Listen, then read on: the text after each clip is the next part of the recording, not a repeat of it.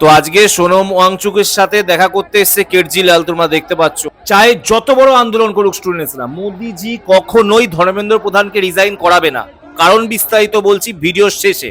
অনেকেই কম বেশি দেখা করতে আসছে, কিন্তু এনডিএ এর কোনো নেতা এখনো অব্দি এলো না। এটা খুব খারাপ লাগলো, একটা মানুষ এত খারাপ অবস্থার মধ্যে দিয়ে কাটাচ্ছে, কিন্তু কোনো এনডিএ এর নেতা ওর সাথে এখনো দেখা করতে আসছে না। এটা আমার খুব বাজে লাগছে।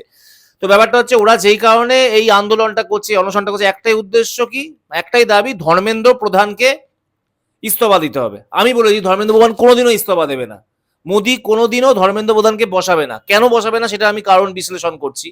তার আগে আমরা কম বেশি সবাই জানি, নিট নিয়ে যেই প্রচুর স্টুডেন্ট আত্মহত্যা করেছে, অনেকগুলো একাধিক স্টুডেন্ট আত্মহত্যা করেছে, এবং একবার না বহুবার এরকম অনেক জায়গার পরীক্ষার প্রশ্নপত্র ফাঁস হয়েছে। এডুকেশন সিস্টেম একদম ধাজিয়া উড়া দিয়া, মানে একদম শেষ, 12টা বাজিয়ে দিয়েছে। তো এইটা নিয়ে স্টুডেন্টসদের দাবি। হ্যাঁ, এটা নিয়ে সমস্যা হচ্ছে, এটা আমরা সবাই কম বেশি জানছি। কিন্তু ব্যাপারটা হচ্ছে, তারপরেও ধর্মেন্দ্র প্রধানকে মোদি কখনোই রিজাইন করাবে না বা বসিয়ে দেবে না। তার কয়েকটা কারণ আমি বিশ্লেষণ করে দেখাবো। এক নম্বর কথা, ধর্মেন্দ্র প্রধান কিন্তু শুধু এডুকেশন মিনিস্টার না, ও কিন্তু নরেন্দ্র মোদী যেসব ভোটগুলো হয় বিভিন্ন রাজ্যে, সেখানেও কিন্তু ও কাজ করে। মানে ভোটে জেতানোর জন্য একটা দলকে চালনা করার জন্য যেই ব্রেন লাগে না, সেইটা চালনা করে। যেমন প্রশান্ত কিশোর ছিল, সেরকমই ধর্মেন্দ্র প্রধান। মানে একটা, মানে কি বলো, সেনাপতি মানে হয় না, বুদ্ধিমানকে ওরকম একজন। প্রচুর ভোট জিতেছে, কিন্তু ধর্মেন্দ্র প্রধানের বুদ্ধি আর তার দূরদর্শিতার জন্য মোদী প্রচুর ভোট জিতেছে প্রচুর জায়গায়। আর 2 নম্বর যেটা মেন কারণ, ধর্মেন্দ্র প্রধানকে যদি একবার রিজাইন করে দেয়, সবাই জেনে যাবে যে মোদিজি ভয় পেয়ে গেছে। আমরা সবাই মোদিকে, মোদির 56 ইঞ্চি সিনা, মোদি কাউকে ভয় পায় না। এখন যদি মোদি ধর্মেন্দ্র প্রধানকে বসিয়ে দেয়, তখন বুঝাবে মোদি, তার মানে মোদিকে টলানো সম্ভব। মোদি লোকের কথা শুনছে, সেরকম আন্দোলন করলে মোদি, তখন কি হবে, তখন মানুষ নেক্সট টার্গেট করবে নির্মলা সীতারমণ, তারপরে করবে জ্ঞানেশ কুমার, তারপরে এমন এমন অনেক অনেক মন্ত্রীকে এরা টার্গেট করবে। তখন আস্তে আস্তে বলতে গেলে প্রচুর নেতাকে তখন বসানোর টার্গেট হবে, তখন প্রোটেস্ট বাড়তে থাকবে।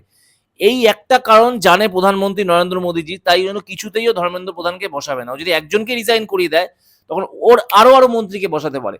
ওর একটাই ভয়, আস্তে আস্তে ঘুরতে ঘুরতে সেই তীরটা যেন ওর দিকে তারপরে যদি চলে যায়, এরকম একটা ব্যাপার থাকে। তো তাই জন্য আমি বলছি, হাজার প্রোটেস্ট করুক, হাজার যদি সেও, তাও ধর্মেন্দ্র প্রধানকে রিজাইন করাবে না। এখন স্টুডেন্টসরা বলছে অনেক কিছু আরো বড় আন্দোলন করবে, সংসদে যাবে, কিন্তু কিছু করতে পারবে কি, পারবে বলে আমার তো মনে হয় না। মোদিজি যা জেদি মানুষ, ও শুনবেই না কারোর কথা, কোনোদিনও শুনবে না। এই যেমন আজকে একটা ঘটনা, আমরা কম বেশি সবাই যেন, পরমাণু নিয়ে একটা জিনিস ফাঁস হয়ে গেছে বাইরের, এবং তার সাথে রিলায়েন্সের নাম উঠছে, এটা আমরা কম বেশি সবাই জানি।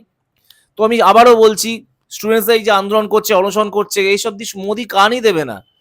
কারণ উনি খুব ভালো মতো জানে, উনি যদি ওদের কথা একবার শুনে নেয়, তাহলে তো পরবর্তী টার্গেট ওর অনেক মন্ত্রী, নির্মলা সীতারামন থেকে অনেক মন্ত্রীর নামে অনেক রকম সমস্যা উঠেছে। তারা তখন তারপরে নীতিন গডকরিকে টার্গেট করবে এরপরে। পেট্রোল কা চেহারাই নেই দেখনা আমকো। তারপরে তো জ্ঞানেশ কুমার যাবে, এইভাবে তো চাপ হয়ে যাবে। সেই জন্য উনি করাবে না। এখন দেখা যাক স্টুডেন্টসরা কি করে। ফাদা আমি জানি না আদৌ আন্দোলন করে আন্দোলন শুনবে কিনা, এখন দেখা যাক পরবর্তী পর্যায়ে কি হয়। করলেই ভালো।